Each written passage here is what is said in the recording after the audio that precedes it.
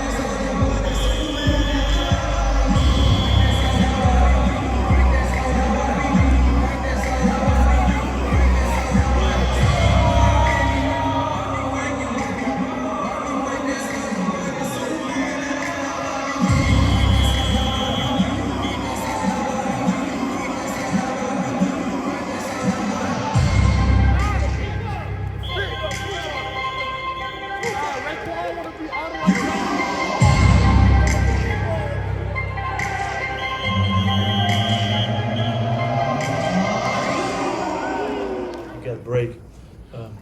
I'm feeling fresh legs myself, so I'm sure players are too. You got to take advantage of that and make sure that this preparation is really right on point.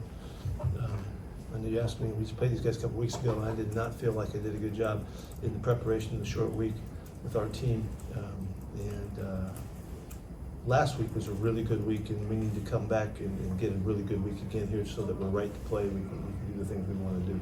So that's a main focus for me, and I know our guys are looking forward to this.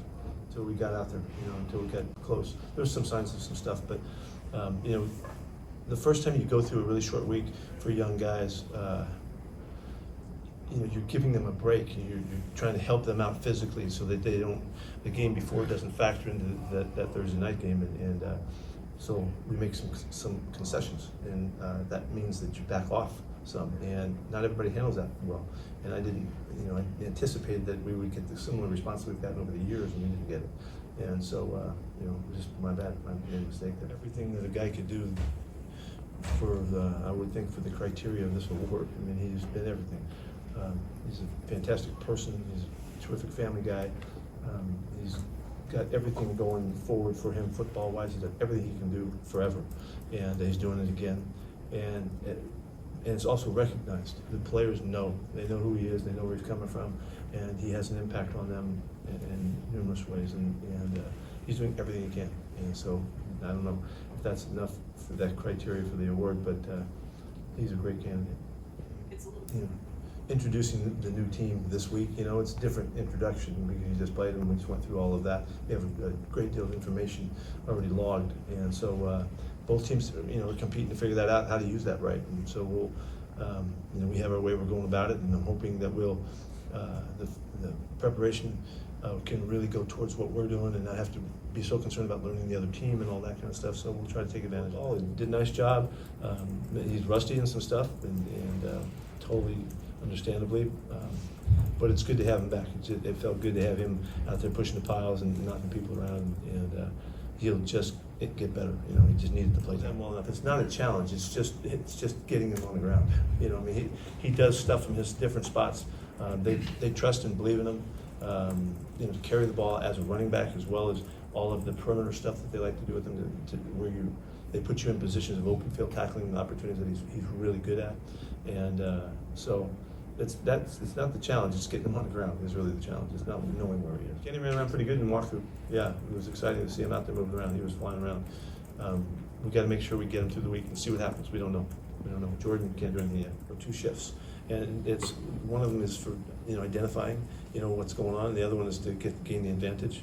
And there's information gathering that's happening with the multiple shifts and that kind of stuff, and that's it's a really high-tech part of the game. It's a very cool part of the game. Quarterback has to make sense of it, but it also helps other guys. It helps receivers and helps the center identify who's blocking and stuff like that.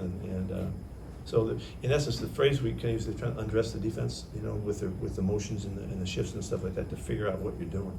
And it's man and zone, and it's pressures and all kinds of stuff. So legacy, I think it's something that you try not really to think about. You try to just move through your actions. You try to be the best player, best person that you could possibly be.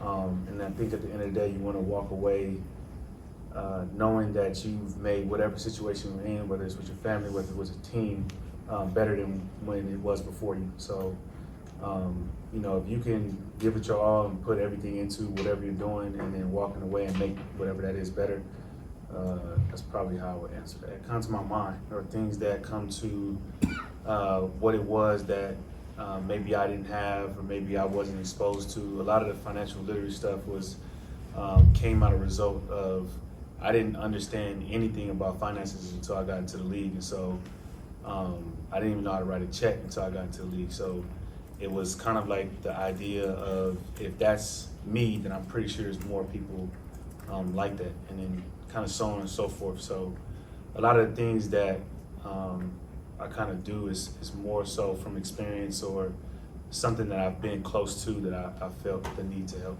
I mean, I think just highlighting some of the stuff that you do off the field, I think a lot of it was just like people pushing me, because I didn't really care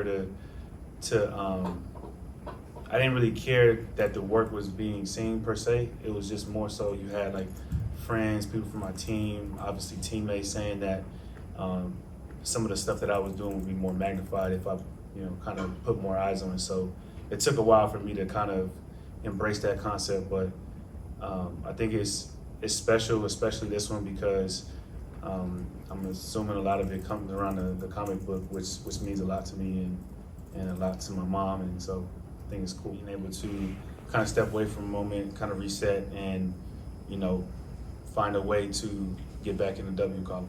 So I definitely feel like you have to study and you have to do the things, especially the way the game went the last time. I think it's important to make sure that you own it, but I think it is nice that you've played them 2 weeks ago, and so a lot of that stuff is fresh.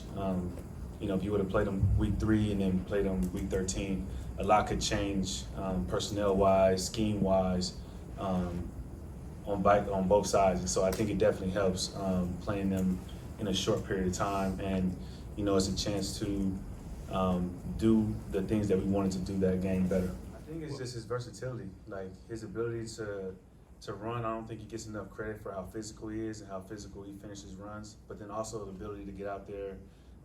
When he lines up outside at number 3 or by himself, you almost have to treat him like a receiver. I think his routes are just as crisp as any receiver. The quarterback is confident in throwing the ball up to him and making plays. I think he has every route.